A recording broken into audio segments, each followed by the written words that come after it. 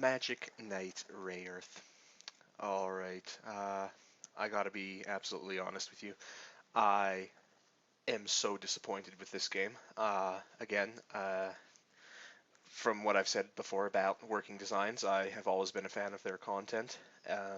And I thought that I looked at this game. I looked at I tried not to look at any kind of playthroughs on YouTube already, or before I started playing it, because I wanted to get a sort of clean, right off the bat experience with it.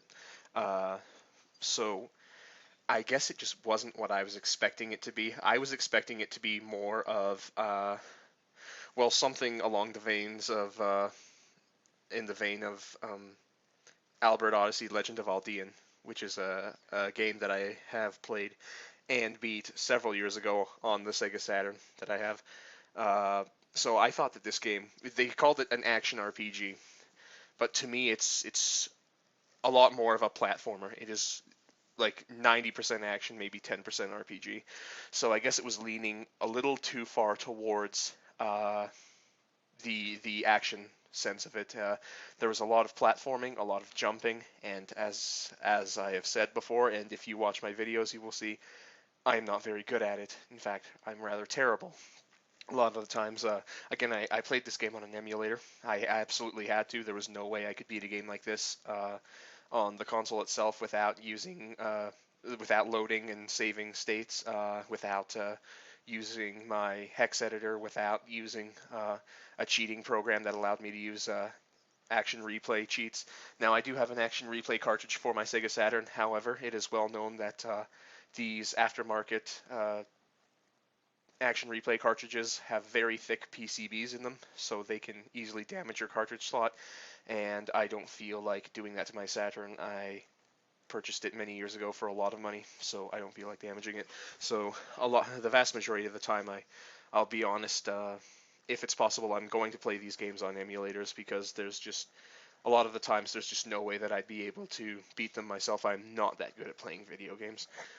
So with that aside, though, uh, again, I like the looks of the game. It's definitely very colorful. Uh, I like the sort of I like the artistic style of it. I Again, it's sort of like your 16-bit, well, JRPG, in terms of looks, right? It's sort of like your 16-bit JRPG on steroids kind of thing. I mean, the graphics are very colorful, very high resolution. All the characters, while still being like chibi kind of looking, they have a lot of detail on them.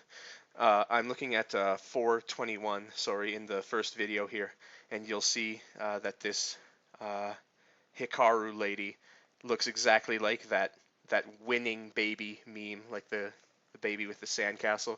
She's kind of pumping her fist and has the same look on her face there. If you feel like looking at it, just go to that time frame. Is 415 to 425. Look for it there. It happens only a few other times in the game, and I wanted to make a point of mentioning that there. Uh, so there's definitely a lot to do in this game. Not necessarily in terms of like branching plot lines, but I mean, you can look at practically anything and everything in your environment, and each and every one of the three characters that you can play as, Hikaru, Fu, and Umi, will give their own little description of what they see. And again, I really like the artistic style of how they draw the characters. Again, they sort of all look the same, but I like how their emotions change compared to the current situation, and uh, I, again, the super deformed look that they get whenever they're upset or afraid or whatever is entertaining for the most part. I think it looks kind of goofy sometimes, because it seems that certain characters don't have uh, super deformed looks to them that you'd think would uh, that it would be required of it, right? Because it's again in certain situations where you'd expect it to be there and it isn't, right?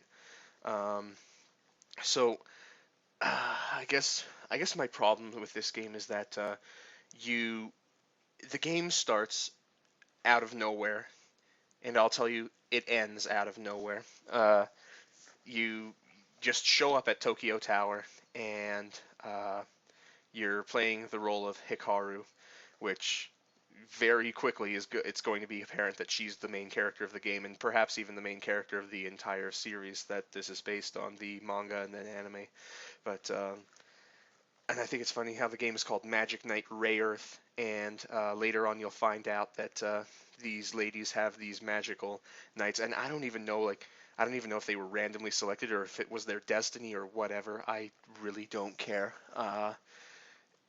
Oh, look, she does the thing at like 9:05 to 9:10. She does that little baby fist pumping thing again uh, from the meme. But no, so as I was saying, uh, yeah, you just these ladies, they have mechanical knight robots, like giant mech warriors that are called, I don't know, I think they just called them the machines a lot of the time.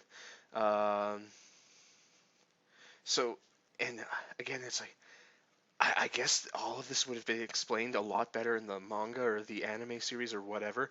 But again, it seems that these ladies had never met each other before, and yet they seem to act like they already have for whatever reason. Uh, their personalities are cookie cutter, honestly. Hikaru is basically she's like your Karth character, the super moral person who always wants to help somebody, and she's way too trusting, honestly, to the point where it's just absolutely ridiculous, right? Um, and I think Fu uh, is she's basically the nerd of the show, honestly, and she doesn't really go beyond that. She's geeky all the time and everything. And then Umi, I think, is the blue haired lady. Again, I don't understand these wild hair colors, uh, but yeah. So she's kind of the shithead of the group, even though like minorly shithead. Like they're written all to be likable characters, which is bearable because honestly they're I don't know I'm not really interested in kinds of games like these. I don't know what their target audience is necessarily. Uh, I remember reading something that Victor Island was writing about this game, and he said the second we saw this game, I knew we had to do it. Just like, really? This is a really, really average kind of platformer that was released early on in the year in the Sega Saturn's lifespan. I mean, it doesn't really showcase its graphics or audio capability a whole lot whatsoever, you know. Uh, and again, it's a teeny bopper game, honestly. But believe me, it gets that teen rating. Oh, I think a few times it deserved a little more than that. But so the game starts off. You're you just find yourself at Tokyo Tower. It just plops you right down in there. You have no idea who you are, what your characters are, or anything like that. And you talk to a bunch of random people, and it's a whole bunch of uh, goofiness. Like there's a security guard who's giving a cashier a hard time because she's mean to the customers or something. I mean, pretty much everybody's useless to talk to at this point in the beginning of the game. So you take an elevator straight to the top of Tokyo Tower, and you meet the other two characters there. Now, uh, I think you have to talk to Fu or Umi at one point, and then all of a sudden your dog appears there, right? I mean, Hikaru, the main character, the lady with the red hair. Uh, and I thought, okay, that's a little strange. Again, it's like maybe I'm just, as I said, it's a simple game. Like there's nothing really outstanding about this game. Like you just randomly find your dog there, and I think you could maybe find your dog like as you were walking to like your work or your school or whatever, but I don't think you would just randomly find your dog on at the very top of Tokyo Tower, right? I mean, that seems ridiculous. The dog wouldn't be able to sneak around and get to the elevator, which is necessary to take up there. Again, this is in the game world. Maybe there are stairs in the actual Tokyo Tower, but no, it's like this. the writing pretty much it's like a chain. You just keep pulling on the chain. There's just more chain coming, right? Like that's pretty much how the plot goes, honestly. So you're chasing your dog around for whatever reason. Your dog's name is Flash, and uh, the ladies catch him, and then all of a sudden there's a blinding flash of light coming from the sky, and they are teleported away from where they were. Now, uh, again, like everything just happens out of nowhere, right? Like while playing this, I was thinking, it'd be funny if this was, well, it'd be interesting to think if this was like 1945 or something, and it was just boom. But again, I don't even know if, well, Tokyo wasn't. I'm going to assume that Tokyo Tower is in Tokyo, and Tokyo wasn't one of the two cities bombed. That was Nagasaki and Hiroshima. But again, it's like I was thinking, well, maybe they could have. Uh, Again, the cutscenes are nice to watch and everything, but the Saturn doesn't have hardware video decompression, so it's everything's very grainy, and like panoramic shots don't really do the game justice, honestly, because in these cutscenes everything just looks like a mess of pixels during the cutscenes. But no, it's like I'd be thinking like, are you not going to like build on what this celestial flash of light was, this glowing aura that teleports them away, and why just these three? Like, why the three of them? I mean, you pretty much picked the three most useless characters you could have to save an entire world from an evil despot, but I don't know what to say about that, honestly. And secondly, where's your dog, right? I mean, the dog shows up later on, but again, it's like it produces plot points and then just drops them, and then sometimes it comes back to them, but then it just drops them forever, right? So you're teleported away, and then there's this weird princess lady, and you're flying through this world with floating mountains. I guess Avatar ripped this game off. Uh, so you basically, uh, okay, so again, I'm just going through my videos right now. I'm looking at this and thinking, okay, so there is a massive abundance of adversaries in this game, and I mean like moderate to main adversaries. And the issue with that is, again, the game is goofy. Even the main adversaries are goofy as all hell. Um, there's Ascot or whatever his name is. He's like this short little magician guy. Then he has like an older sister or something who I can't even remember what her name is. I'll, I'll watch my more of the video and I'll figure it out. But and then there was God. I guess I tried to block this out of my mind. Oh well, let's watch it here. So there's there are a bunch of goofy characters, honestly, and they're all kind of they're broadcasting their will from this floating castle or something that used to be where uh, Princess someone or other. God, yeah. Again, I'm doing this on the fly, right? So this is practically a whole new experience for me. But so your characters, yeah. I'll just go with the video.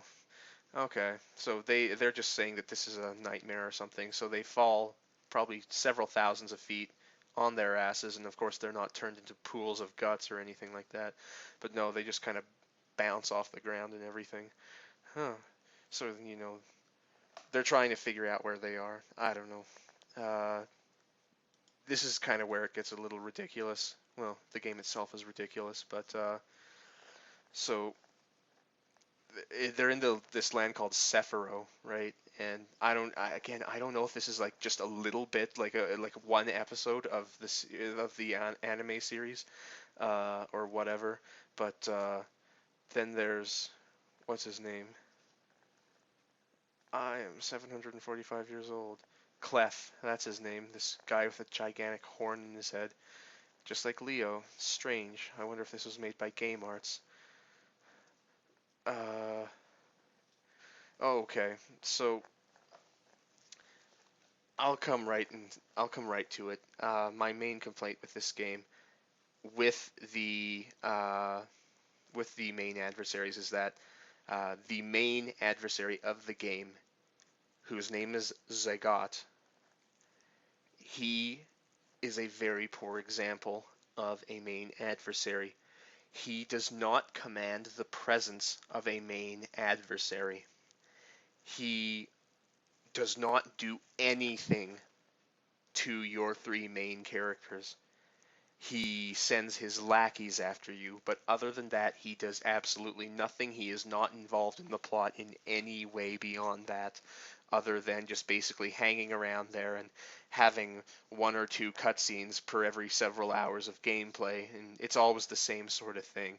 It kind of warps up to this floating crystal castle with like a beating heart sound, like boom, boom, boom, boom, and I don't know what that is. It's never explained. I have no idea what it is. Like there's nothing causing that noise, uh, and he just simply does not command the presence of a character who should be the main adversary of, well, any story, right? I mean, he just doesn't do anything, right? I mean, it's just like, oh, hey, that's right. There's a character like that, you know. That's the lady's name, Alcyone. She's like the Zenobia of this game, I guess you can call her. Uh, the game is the game is ridiculous, honestly, and I think it's funny how this Clef guy who's a magician and he's like supposed to be the protector of Sephiroth, even though he's fucking useless. He just immediately gets turned into stone after destroying this massive fucking tarantula creature, and he just he gets turned into stone by this Alcyone lady who just shows up and says, "I have the power of Zagat, but not Zagat from Street Fighter. This Zagat, this boring bastard, cookie cutter. I mean, honestly, it's completely ridiculous, right? Uh, jeez. I don't know, like they already realize that they have magic or something, and of course, Hikaru is the first one to use it because she's got the main character power or whatever it was. I don't know. It's again, shit just comes out of nowhere, right? Um, as I said, the graphics are nice, right? I'm going to be bouncing from the story to whatever kind of interests me at the certain point in whatever I'm watching. Uh, Now, you can control any one of the three characters at any one time. And one thing I should say is that one of the central parts of the game is that you can read these ladies' diaries, right? I mean, they all have their little. It's the artists sometimes entertaining to look at, but it's kind of all goofy and anime cartoony and everything. But pretty much it tells you you can read their diary and they voice what they write to you. I think that this might have been something that Working Designs themselves had done. Uh, Again, I'm not entirely sure, but I don't know. It's not something that I was necessarily interested in. I just basically listened to it to eat up tape time or something. Uh, but to be honest, uh, I don't know. I don't know what audience this game is supposed to be for. It's so strange. I just don't know. Like, to me, this is like a female-centric game, but I know for a fact that the vast majority of players who have got this game are male. Uh, but then there's this Precia lady, and they frequently have these little interludes. They interrupt your game where Clef and this Precia lady, who's sort of like your little Jedi trainer lady, they say, "Oh, it's Mysterious Sephiroth Lecture number 1, 2, and 3, right?" And then they're all goofy and chibi animated, and they're just like, "Yes, this is now happening in the game world. Okay, have fun playing your game." And I think, oh, God, this is such a teeny bopper show, man. Like, this is so ridiculous. I mean, and then there's this weird little egg-shaped rabbit character named, like, Momoko, or Moko or whatever. Uh, Mokona, that's the name of it. And I don't know if this little character plays a larger role, or if any of the characters in this game play a larger role in the actual Rayearth series. I have not watched a single episode, and personally, I'm not at all interested in it. But so I guess the whole premise of this game was lost on me from the beginning. But again, if you're going to bring a game from Japan and localize it, especially in the way that Working Designs does, the game should stand on its own, right? So um, this Prisha lady, she's like a weapons master or something. She makes you swords and stuff, and Hikaru, like she does like kendo, like with kendo sticks, kendo fighting or whatever it is, and Umi, who I again am assuming the one with the blue hair, she uh, is a master at fencing or something, and then Fu is an archer, right? Those are their skills, right? And I thought it would be better if they kind of varied the weapons a little bit, because two of the characters have swords, right? And so only one character can actually have a ranged attack. And I was thinking maybe one of the characters could have had a staff or something. Or some sort of thing like that, or maybe even a pair of nunchucks, or what the fuck ever, honestly, like a halberd. I mean, you see spears and halberds in her little weapons chamber or whatever the hell it is. So I think, I don't know, they could have handled it better. Again, I guess they didn't develop this game themselves. I guess I'm talking more about the original Japanese developers now than anybody else. But so here it is, Mysterious Zephyr Lecture number 1, Blurgity Blurg, and they all look like little dolls or something. Uh, this to me looked like a game that everybody should have had their hands off on. It does not look like a game that was, especially at the time, worth localizing, which, again, it was released in 1994, late 94, or maybe early 95 in Japan, and it took them like 3 solid years, all the way up until late 1998, to actually get the game finished. They complained of hard drive crashes at Working Designs. You know what? For all intents and purposes, that might be the case. I have no idea. But to me, like, for Victor Island to look at this game and say, we had to do it. I mean, it is so average. Like, it's not groundbreaking in any way, shape, or form, right? I mean, I gotta tell you, I think this game was already released on the Super Nintendo, or maybe it came a little bit after, but again, it's a game that could have easily been done on even the Sega Genesis as a cartridge game, right? I mean, just have still frame cutscenes instead of anything else, right? But or instead of the actual fully animated cutscenes. But again, I don't know, like everything just seems to have bells and whistles on it, and you save your game in your little diary and everything. So you get your little swords, and now you're just kind of fighting these goofy little characters, these little caterpillars, and these weird little spider creatures that grow big but don't seem to do any damage to you, even when they're bigger. So I have no idea why that is. It's really strange. Um, I got to tell you, early on in this game, at least I did, I got stuck a whole lot, and that's not just because there was a weird kind of like you had to follow a special path in the forest, or else the environment would keep resetting itself. So I mean that kind of slowed me down a bunch, because it took me again, it took me a while to figure out just what the hell was going on, because I mean every environment looked to me to be the same, honestly. And this is another one of the games where, as I said, I used in the beginning I used art money. It's a hex editor, so I could freeze the values of the health and the magic, which, to be honest, did not exactly work out very well for me at all. I gotta tell you, like, my characters still kept dying. Um,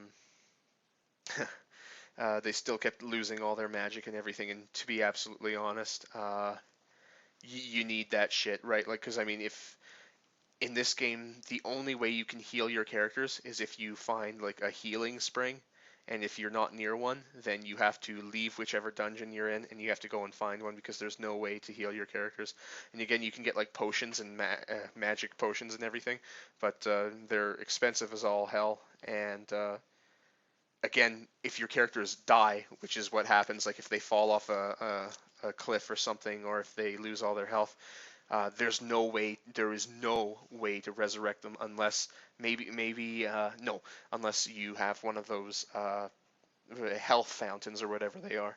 Uh, I mean, there are inns where you can sleep at, but I think that that's a context-sensitive part of the game. Like, you can only do that to progress the game. Like, you can't just go there to recover health.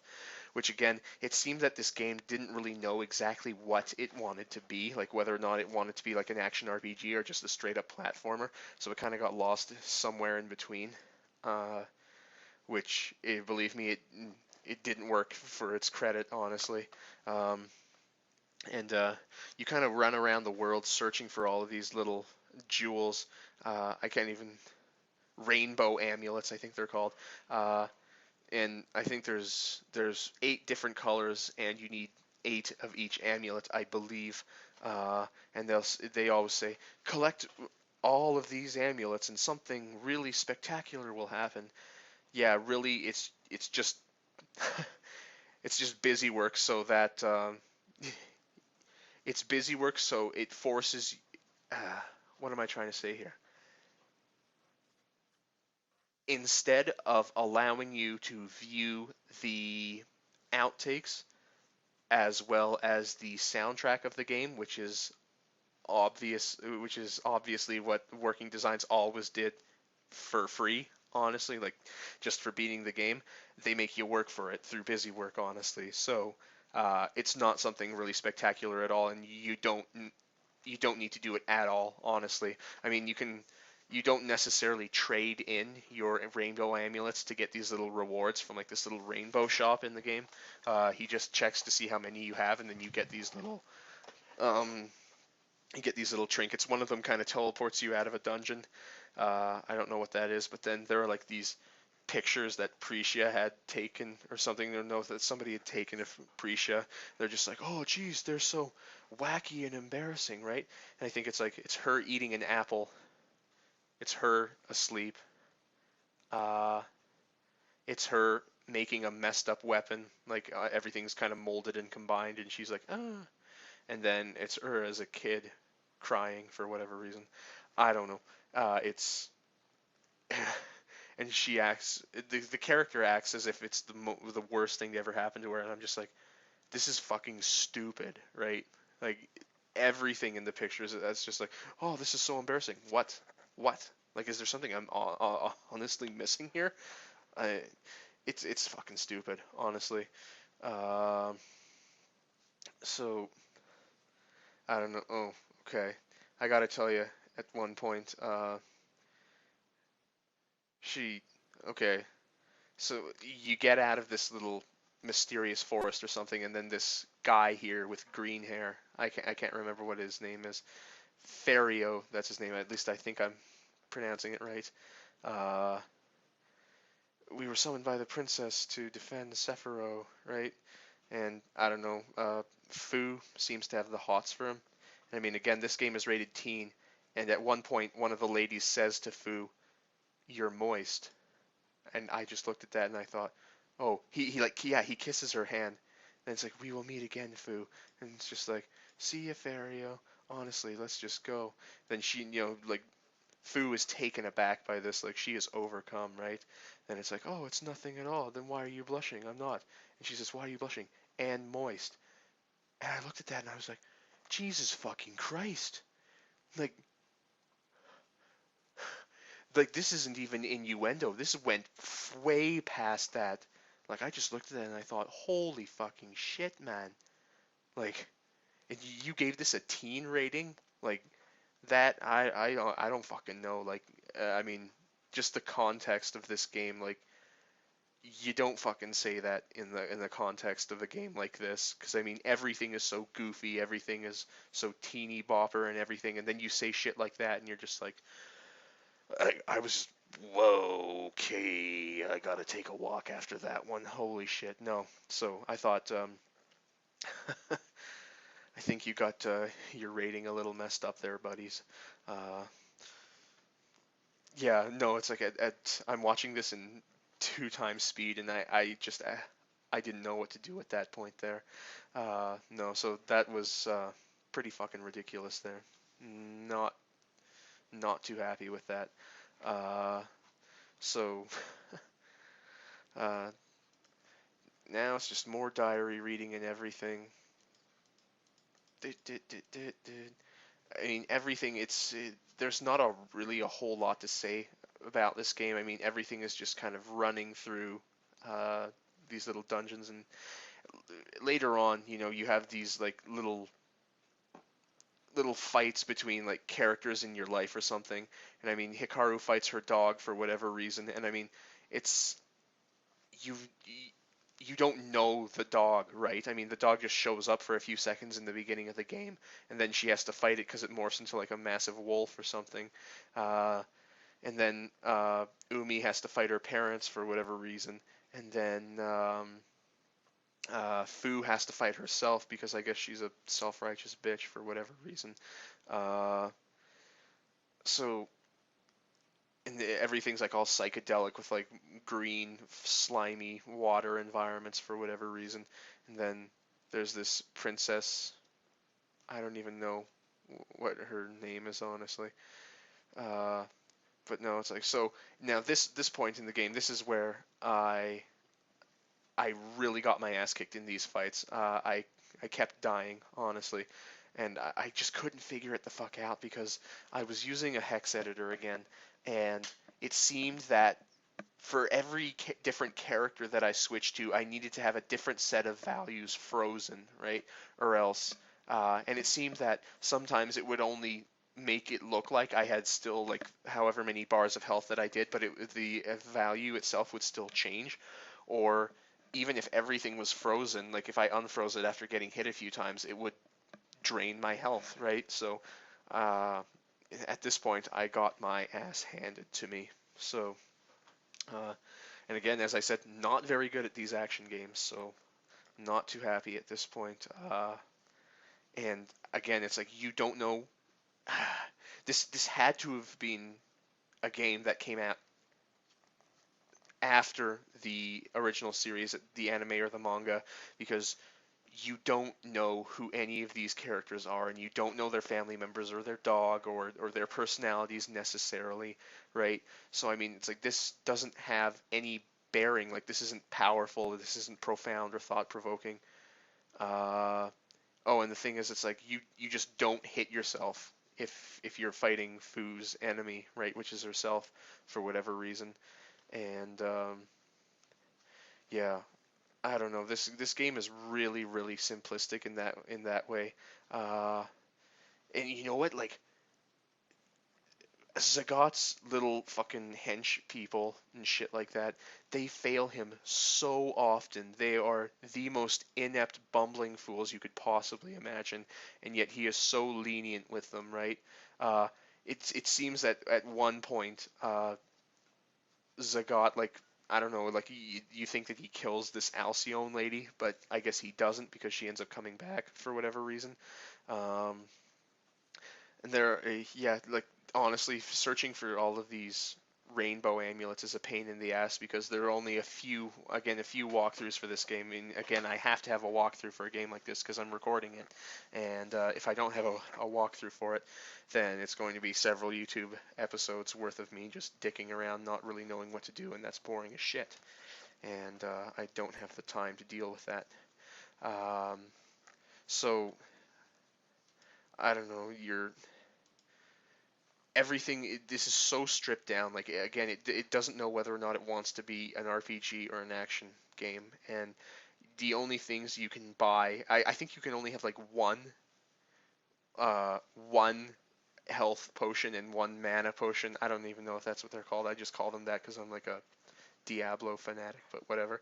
Uh, you can only have one of those at a time because if you find another one, like in a dungeon or something, it says, "Oh, geez, put it back" or something, right? So again, it's like you can't stockpile any items, which would have been very useful, especially during boss battles. And believe me, since this is an action platformer game, you will die a lot. very commonly you will fall like people like the bosses will attack you, or just random enemies will attack you, and you'll fall off a cliff, and then your characters will die, and then it's pretty much useless because if you use up all your magic, then there's no way you can beat certain enemies, right? Because they fly around you or they're too far away from you, and two of the characters don't have any ranged attacks, right? If you use up all their magic, and as I said, you can't stockpile any potions, so that's pretty much useless there. Um, Again, everybody that you talk to certainly has the working designs look to them, look and feel. Um, they make their weird references and everything, which I guess since I had played 3 of their games in succession, kind of got a little sick of it, but still it was entertaining. But again, it's like at one point, this Fario character, I don't know, Fu's kind of a dumb cunt, right? She treats him like shit, even though he's actually doing good things to actually help and save this world. Uh, so she like punches him in the face because he's playing his flute for other women, right? And through that he's trying to free these people of this village from falling under the spell of uh, the well Ascot's sister. Again, I don't know. I can't remember her name. I'll certainly figure out about it later on. But so she smacks him in the face, and he's basically knocked out cold. And they're just like, "Whoa, wow, why are you acting like that?" Right? So, and she has the classic female mentality, the jealous female mentality that this man she's got the hots for is cheating on her or something. And so she says, "I'm I'm his Ike, he's my Tina," referencing Tina Turner and Ike Turner, like how he beat her and stuff like that. And I thought, huh, yeah, nice reference there. Nice reference there, Mr. Victor Ireland. That's I'm sure that's really unfortunate for that woman, and I'm sure she wouldn't appreciate that sort of thing. Did you pay her for the for the reference? That's what I'm wondering there. Um, Yeah, no, so that was a little off-putting, especially for the goofy tone of the game. Not much appreciated. Then again, it's their freedom to do what they want, whatever. Uh, I gotta tell you, the sound effects are really fucking annoying in this game. They're really like PCM 8-bit kind of sound effects, especially um, when they swing their swords or shoot their arrows. It's a horrific sting, like it's a screech and it's like a buzz or a screech and stuff like that. I mean, again, like I have to play all of these games with the volume maxed out, so and I wear headphones so that I don't piss anybody else off in my apartment building. But so again, uh, it's like since I have to wear headphones, but I still want to know exactly what's going on in case I need to hear sounds. Like I just kind of have the headphones like around my neck or just basically kind of hugging the temples of my head because I just simply cannot listen to this forever because it would just make my eardrums bleed. I mean, it's a cacophony. Like almost every single noise in this game is a cacophony. Uh, and the music is really really strange. Like it's so goofy, honestly. That's the only term I know how to describe it. Like, and sometimes they're like backup singers who are like just kind of, I don't know, coughing words out of their mouth or something. I don't know. Uh, I don't know. Then there's this weird magician who's an asshole and takes credit for shit that other people have done, and your characters are ever so trusting and everything, so they give up the credit and basically they perpetuate the problem of this character, even though he's for the most part a good guy. But I mean, again, they're trying to say that all 3 of these characters are moral absolutists, like they're perfectly clean and pure, good little goody two shoes bastards, and it gets really tiresome after a while. Now, I guess the game does. It has like sort of pseudo 3D characters in it, namely to play the boss characters, uh, and it's not necessarily like the anime characters, but It's like if you were fighting a massive spider, as you are in like minutes 13 to 15 in video 2. Uh, Now they look okay. I mean, they look high resolution. They look detailed and everything. But again, there's not a whole lot of movement to them. A lot of the movements are they're like 1 or 2 frames, honestly. Like their legs kind of just flicker from side to side and stuff like that. So again, as I said, it's not very indicative of the Saturn's capabilities. Uh, Lucino, that's the name of the magician there. But yeah, honestly, it does not show off the Saturn's capabilities. So, and realistically, there's just not a whole lot to the game at all. The characters are forgettable. Uh, a lot of it's just walking around talking to these people.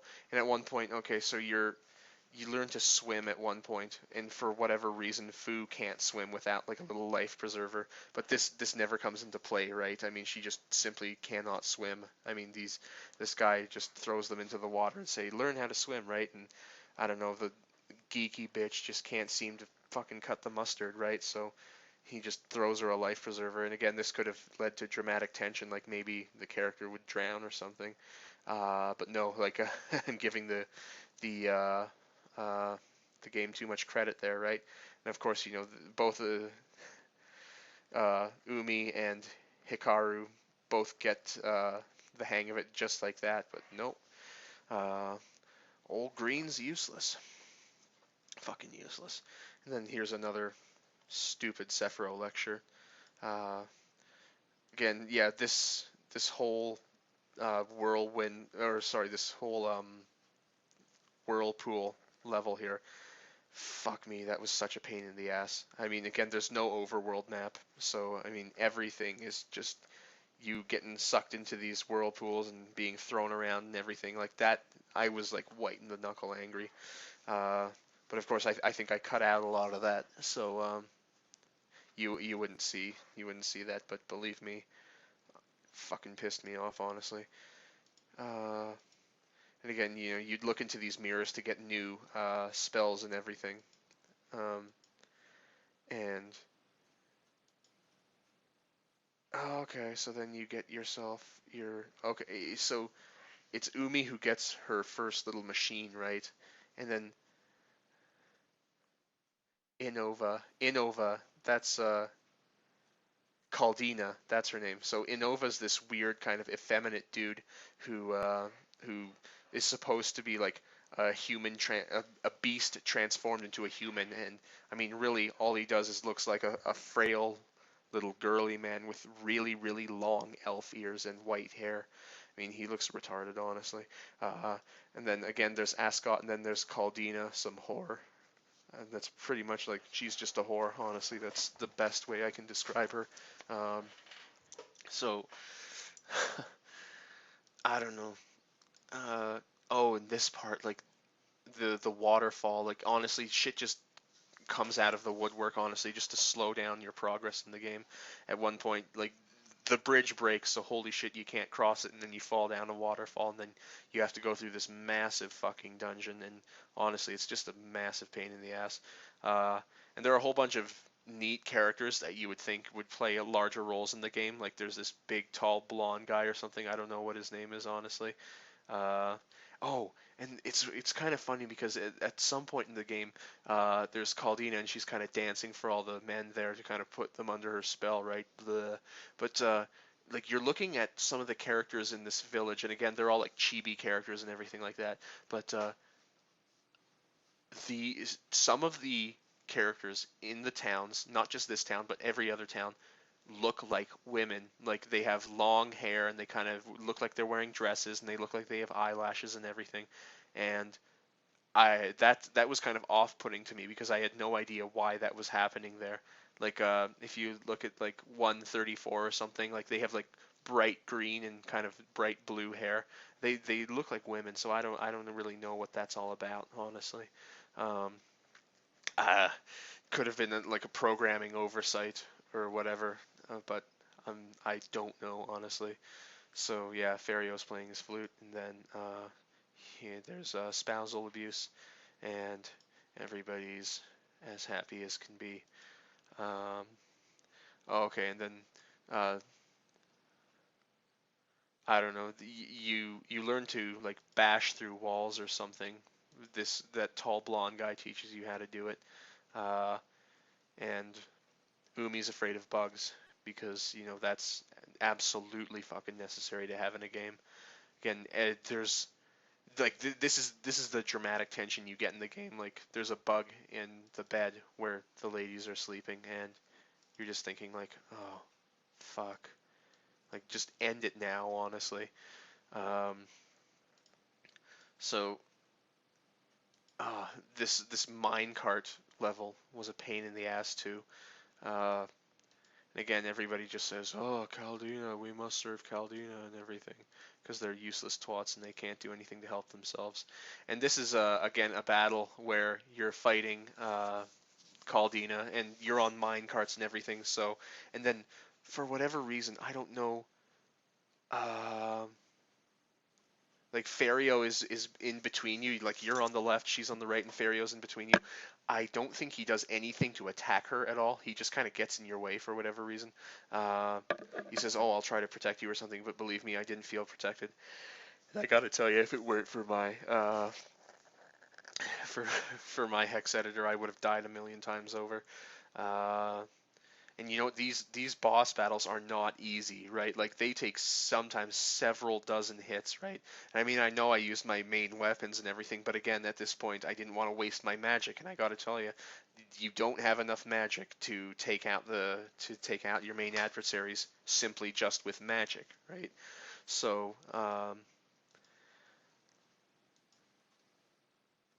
yes, sir. Okay. So maybe we'll find out this dumbass's name here.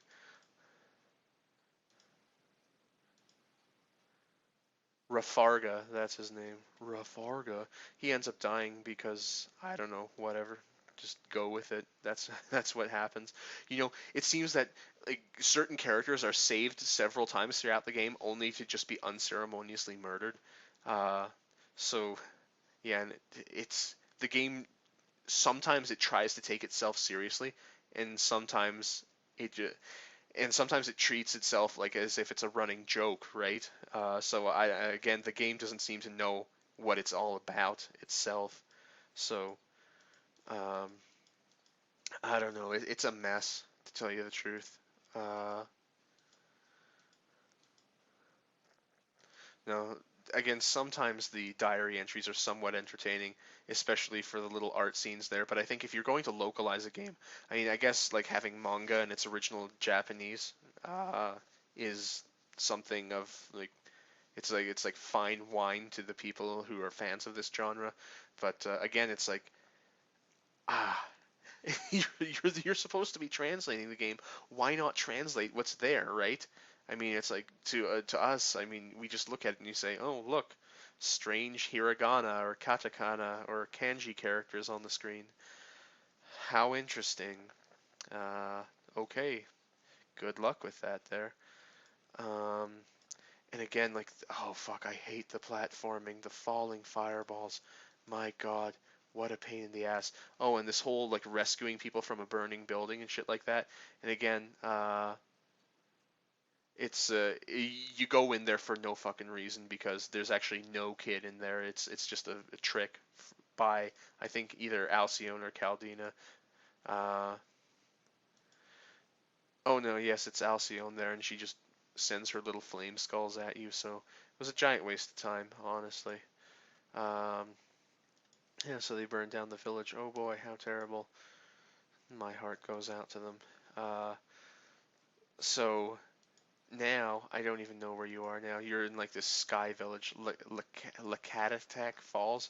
Okay, this is the fucking bullshit. And yeah, I hated the fucking tree of life there. God damn it, did I ever hate it?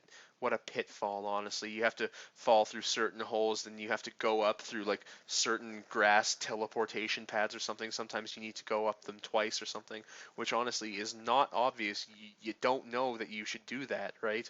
Everybody's sick because they need the leaf of the tree of life, and there's only one leaf left on the fucking tree. So yeah, good luck with that after all the potion is used up after that. Certainly hope nobody else gets sick and dies, because they're gonna leave this world in droves if that's the case. And again, like I don't think that the Tree of Life ever grows back. Honestly, I don't think that's ever referenced in any of the cutscenes there. Uh, then there's this other dude.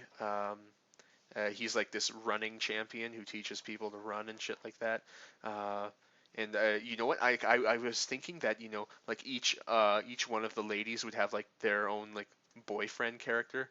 Abner, how's that for a name? He's this green-haired dude.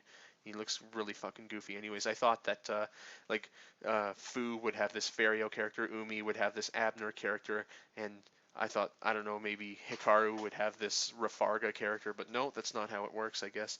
Uh, it's like it would have like semblance of a plot, like character development, right? But I guess they're just goofy ass characters that are just a means to an end. Uh, and again, you know what? Like I say that the graphics are for the most part like it's like a high resolution 16-bit game, but I mean the characters just look like somebody puked them on the screen, right? I mean, like no, I don't even think like rainforests are this like neon purple and glowing yellow and stuff like that. I mean, it's wild and wacky, honestly. Oh, and you need to tackle vines to break them, right? Like you don't attack them with your sword, right? No, you need to tackle them, right? Uh, so what kind of fucking logic does that make? And again, like that, I probably spent the vast majority of the game, like longer than any other part of the game, in this fucking tree. Uh, and so many of my characters died so many times. I mean, like a lot of the time, I think I had to reload certain saves and just cut a whole bunch of content, honestly, just to keep it with some semblance of linearity, honestly. And this Ascot character who he he he decides to help you, right? Alto, he calls himself, even though he really has no reason to like them, even just other than simply because they're just nice characters. I guess they are. Um, so uh, again,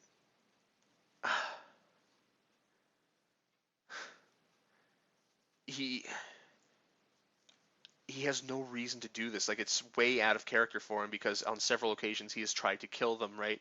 And he just kind of thinks, maybe they're like cool dudes or something, right? Maybe they're real righteous, but whatever.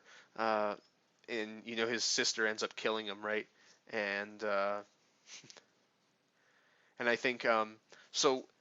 Uh, Ascot at this point, he helps them on several occasions, right? He sees that they're good people and they're better than Zagat and all of his little cronies. So when he dies, like they're upset, and he's just like, again, I'm a fan of Redemption of Evil, right? So it actually has a little bit of semblance, right? It has a little bit of power on what's going on, right? Because like he was a bad guy, and then he tried to make things right. However, later on, Caldina, like again, she's a bad person. Caldina is a bad person. Like she's tried to kill people, right? And she has killed people. And she killed her own brother, for God's sakes, right? But again, it's like after you beat Caldina several times, they outstretch a hand of friendship to her, and I think, my God, how fucking lame and stupid are you? Like, don't be ridiculous, right? Like, she's a bad person. She doesn't deserve that kind of soft and gentle, nurturing treatment. It's like she deserves a death penalty, right? And they're upset when she dies. They're like, "No, Caldina, what the fuck? She's a bad person. Like, fucking give your head a shake, ladies. Like, what the fuck? Like, I don't know. It's fucking ridiculous. Like like these certain characters do nothing but terrible things, and yet they treat her death as if it's like the worst thing that ever happened to them, as if they lost like a good friend for several years, and it's stupid. It makes no damn sense. I mean, it's like they should be celebrating it. I mean, I even think that they're sad when fucking Alcyone dies. And she's like, "Oh, Alcyone, you're bleeding and stuff like that. No, please let us help you. We don't want you to die." And I think, for God's sakes, she's Eva Brown, for fuck's sakes. Like, Let like fucking set her on fire or something. She's the cause of all your problems. She was the one who turned your fucking Clef character into stone. But that doesn't seem to stop him from telepathically communicating with you. So I mean, it's pretty much just a minor inconvenience, I guess. Yeah, no, this fucking Tree of Life was such a goddamn pain in the ass. Oh my god. Yeah, so then you're fighting Alcyone again with her little bat and her little scorpion characters. I mean, again, like, this is an action adventure game where your characters do not have a whole lot of magic and a whole lot of health, and certain attacks can take that, can knock down bars of health very quickly. So I gotta tell you, like, these battles are not easy and everything. And I find it funny how a lot of these characters, especially Alcyone, they just continually keep getting their ass handed to them on a silver platter, and yet they're ever so happy to just come right on back and act all cocky and everything, like they're hot shit, and just continually get their asses kicked again, you know? I don't know, like, I don't even understand Zagat's motives here. I mean, it turns out at the end of the game that Princess, what the fuck is her name? Princess Diamond or whatever. The princess and fucking Zagat are lovers, right? They're in love with each other, and it's basically the princess's clouded and hectic emotions that are creating all of this chaos in the world of Sephiroth. So I mean, again, it's the fucking Luna Lucia fallacy, right? I mean, if there's a woman in the game, they're either going to be a goddess or a princess, or they're going to have some mystical power over how the world works and everything. So I mean, again, this game is very cookie cutter in that regard. Uh, then there's this. Yeah, see, I'm just looking at one of the pictures here. Like, it's like Prisha's embarrassing pictures, and it's just her. It's like, oh my god, I made a bad-looking weapon. Ah, that's so terrible, right? I mean, like, nobody would find that entertaining, right? So I mean, and then there's Caldina coming to destroy the bridge, and because the plot demands it, I guess. And then you have to go through this stupid fucking labyrinth and everything, which actually fucked up a few times. I don't know why. Maybe it was because of the cheats I was using. Maybe it was because of my uh, uh, hex editor. But certain enemies that you needed to be there to like unlock a certain door wouldn't be there. Like they just wouldn't show up. So I had to like reload a save and everything to make it work for whatever reason. So I don't know if that's an original bug like that was in the original game, or if it's just something to do with my emulator, or just how I'm fucking around with all these values. Um, but yeah, no, so that was kind of a pain in the ass there.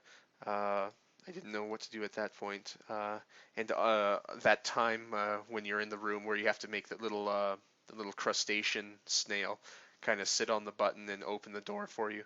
That was a pain in the ass too. I definitely cut a lot of footage out of that. And again, as I said, not good at platforming games, so I hate that shit, and I have very little patience for it. Uh, and this disappearing platforming area was a giant pain in the ass as well. I don't know. It's fuck. God damn, I hated this fucking game. Oh, and then like these invisible spiders and shit like that that just kind of push you around and everything wherever they walk. Um, no, God, like you're fighting the same characters over and over and over again. There's no variation, you know? Yeah, it's like Hikaru's mad that it's like, oh my god, you killed Caldina, you're such a bad guy, Innova. She fucking did. She has her fucking con moment. And I think, god damn, your emotions are so misplaced. Like, what the shit is wrong with you, honestly? And then, there's a massive turtle that floats around, and then I think it can, like, propel you to the sky or something, where you hit up this air world or something, and you meet a whole bunch of stupid people there. Uh, yep. And then you have to deal with a bunch of windmills and shit like that. Honestly, like these little puzzles. Oh, and then there's again a fucking sleuthing mission where you have to avoid all these guards and shit like that. Because again, like I guess it just happens, right? And then Ferio, I think, is under control of whoever it is, Alcyone, and it's obviously fucking Alcyone. You can tell just simply by the sprite of the character on the fucking game screen, and of course your characters are fucking morons, right? Then yeah, I got captured a lot by these fucking guards there. It's sort of like the sleuthing that you do in Hyrule Castle and Ocarina of Time, except shitty and not nearly as good and crap. But no, you have to steal a key. Who stole a key or something or whatever, and it takes so long to figure out just for your dumbass characters to get through their thick skulls that Ferio is under some kind of mind control spell by this Alcyone bitch. And I mean, it's like, honestly, why don't they just fucking kill them? Like, again, everything is so plot convenient, right? Ah, I mean, again, definitely in this air world, that my characters died so often, right? And it was around this time where I figured out how to get action replay cheats to work, which worked worlds better than anything that my fucking hex editor could do. So I was damn glad for that, because I would not have had a lot of patience for this game anyways. Um, Again, a lot of the environments in this game look the same, right? So then, what's wrong, Rafarga? You know, the character, everybody's so useless. Like, just snap their fingers and then they're fucking, they're mind zombies, I guess. And I think it's funny how Rafarga, like, falls off, like, a mountain in the sky and just shrugs it off as if he just tripped over and fell into a puddle. But then again, like, Innova just kind of blasts him out of existence. So, I don't know, like, it makes no fucking sense, man. It's like those stupid ass fights in Dragon Ball Z, like between anybody, right? Whether it's like even in the first few episodes between Goku and Vegeta and Nappa, like they do these massive world shattering moves and everything, and like they just leave a massive crater where they once were. It's like as if an atom bomb just exploded, and it's just like, I wasn't hurt by that. Yeah. I did not watch a whole lot of that show, honestly, because like pretty much after that fight, I was just like, fuck. It's like every single season is like the same fight, where it's like, they just destroy more of the planet. What will happen next on Dragon Ball Z? And I'm just like, fuck. I'm not interested anymore. And then Fu gets her damn knight or whatever, and again, the knights never really do anything, right? Like you never do anything with the knights, right? Like never individually or any way, shape, or form. Like you get like armor on your characters and stuff like that, but the character sprites don't change at all. And the only time that you see your little knights in action, these little knight machines, is when you're in these side-scrolling shoot 'em up missions that only occur twice at the end of the game, right? Which, fuck. Like, I gotta tell you, what a letdown, right? I mean, it's like they say, we have to find the machines. They're so big and they're so powerful. And, in the opening cutscene, which I couldn't upload because my videos kept getting flagged for it. Thank you very much for that. You thought that they were so intense and so big and powerful. Well, they play literally, like, almost no role in this game at all. And, yeah, it's like the last two boss battles, actually, once you're finished beating up Zagat, or Zagat, or whatever the fuck, honestly, um, he transforms into his own little magic knight, and you have to uh, shoot him down, right? It's like Raiden, honestly. And then later on, all of your three little magic knights combine together to make like a super knight or something, and guess which color it is? So Hikaru's is red, Umi's is blue, and Fu's is green. Guess which color the big one is? I was thinking, oh, it could be yellow or something, like a mixture of all the primary colors or something, whatever. I don't give a shit or something. So no, it just turns into like a bigger version of Hikaru's. It's just red, right? So I'm just like, yeah, no, Hikaru is definitely is the one with main character power, right? And I think it's funny how she wastes all of her energy, right? And all she does is scratch his cheek, right? And then Rafarga, the character who they've known for like only a few minutes, yeah, it's just like she cried just as hard for Rafarga, a good friend to her, as she did for Caldina, a person that made their life a living fucking hell. Yeah, so now Caldina is dying and everything, and she's like, oh my god, I wanted to be the lover of Zagat. Just like, well, sorry, but that ain't gonna happen, right? So, yeah, good luck with that. So she comes back again, right? So I mean, again, these characters just don't seem to ever fucking die, right? You'd think that normally she'd just fucking crawl into a hole and just die and just bleed to death, but no, she comes back. I think at least for one last worthless hurrah. It's more like a dying moan, honestly. Ha ha ha, that's fine, I don't care. I'm irredeemably evil. I'm such a one-dimensional character. Their life is still important. Are you going to help your enemy? I don't fucking care, honestly. Like, to me, this gets on my nerves a whole lot. Like, your main characters are so fucking moral. They're such moral absolutists. It pisses me off. And again, the last battle with this, again, you've got three little platforms, and again, you can simply walk off the damn platforms or just get just get knocked off of them, right? Oh, and Fu can like make you hover or something, but you can't attack, right? So useless, right? And you don't heal while you do it, so I don't see why it would be so important, right? So then Rayearth happens, and that's like super important because she's the main character, right? Hikaru. Uh, so then we're heading to the end of the game here, at least through what I've played. And then you free this weird little rainbow guy from his prison because he was a traveler from another world. Boy, I was really concerned with that part of the story, honestly. Uh, and then you fight Innova in his main form, which is basically just a white wolf. So tough, right? I don't even know, like, why. He's like, oh, if I transform you back into your human form, or sorry, into your beast form, you won't be able to go back into your this form or something. And I think, well, if he transformed you from a beast to a human, then a human back to a beast, like, why can't he do it again? I don't know. It makes no fucking sense. There's no logic to it, honestly. Then, you have this sort of meeting with all the characters you've seen throughout the game, sort of like in Lunar Eternal Blue, which is, believe me, even though compared to what I said about it, is a vastly superior game to this. Um, yeah, they basically just well wish you and don't do a whole lot after that. Um, the balance of power changes and shit like that.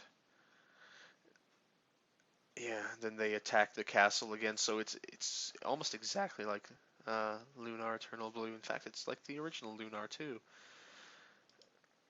And of course, they look so ridiculous in those outfits.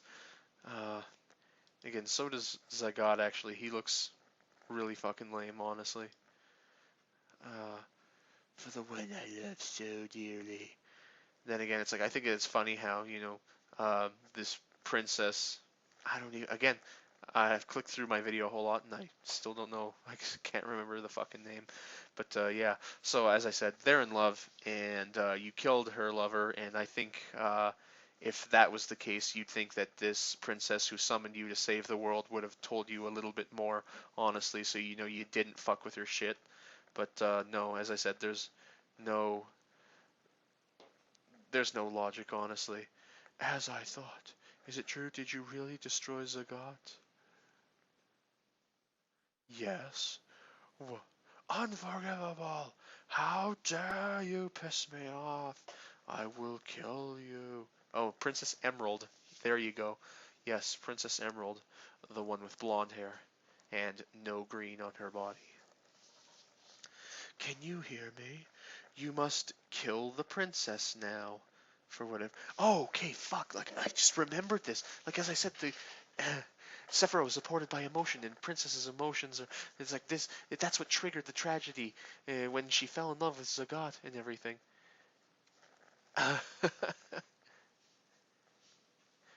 I think it's like, wow, that's a really bad quality to have if, like, your emotions basically put the world in balance, right? You stub your toe, and then all of a sudden Massive earthquakes, brimstone hailing from the sky.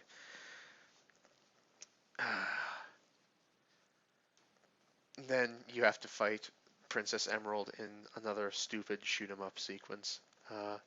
Zagat loved Princess Emerald too. He predicted the summoning of the Magic Knights and bound the princess within her castle. He only wanted to protect her from the Magic Knights, even though that makes no sense because they seem to know everything and that they didn't want to hurt the princess anyways. I don't know. It makes no fucking sense. Like, all of this is just heaped on you at the last second, and there's no beyond what they say. There's no fucking explanation for this. Like, there's no evidence to show that that was going on or anything.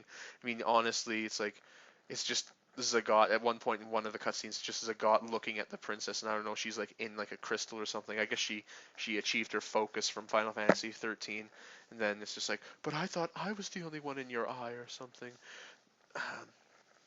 No. So I mean, again, it's as if they just fired the writing staff and just hired somebody else on. They're just like, okay, how are we gonna wrap this up? Just like, what a twist! Even though it makes no fucking sense. Like, nothing is connected to anything in this in the in this aspect. So uh, it's like, yep. So now you have to fight the princess in her Super Saiyan form. And I mean, I guess the and you get your asses kicked immediately, right? So then, of course, all your little Magic Knights combine to make the big, super awesome Magic Knight, which is pretty much just Hikaru's Knight, anyways.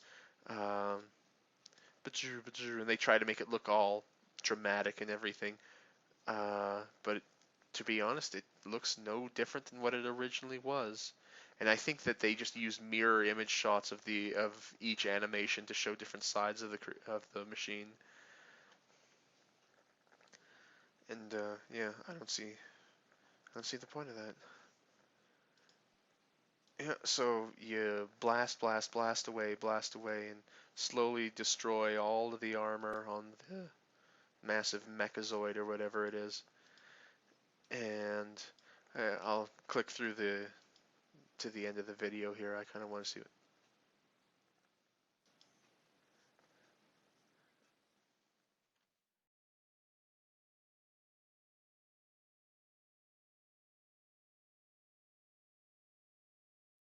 It's like, so they killed the princess, and she's like, but did we do the right thing?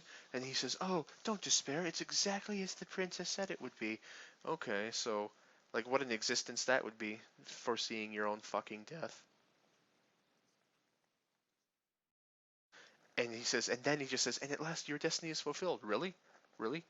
That was it? We were there to kill the person that we thought we were here to save? Like, that's a fucking slap in the face. How does that logic work, right?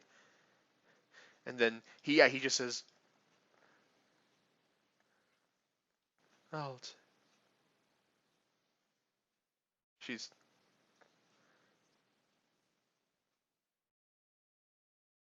yeah, she says, you have fulfilled all that was asked of you, and she gives you a little fucking spiritual femi pep talk about how believing in yourself is important to it, and the strength of your mind and spirit is most powerful magic of all. Blargity blurg. But Emerald, wait! And then they fall through their little portal and end up back on uh, Tokyo Tower.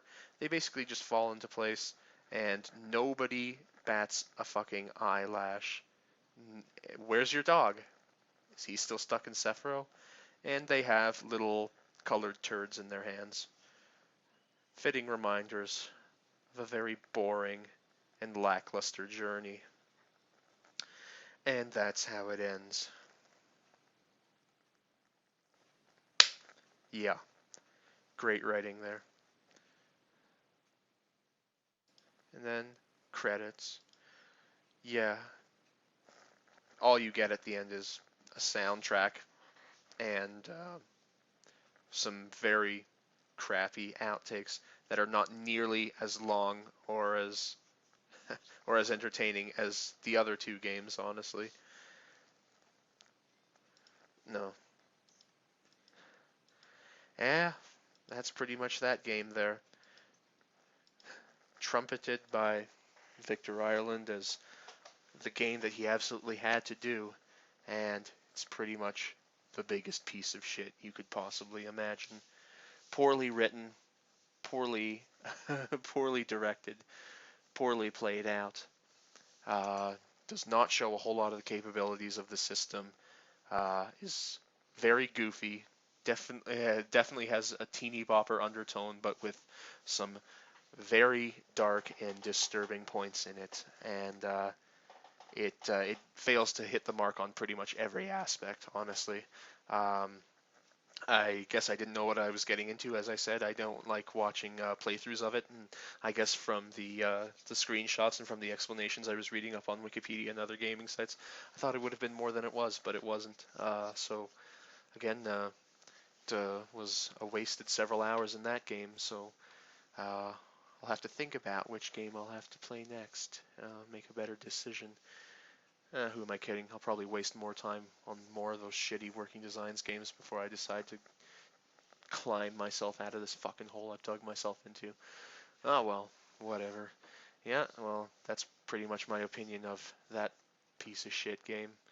That was Magic Knight Rayearth on Sega Saturn. Thank you very much for listening. If anybody is, Skwatter out.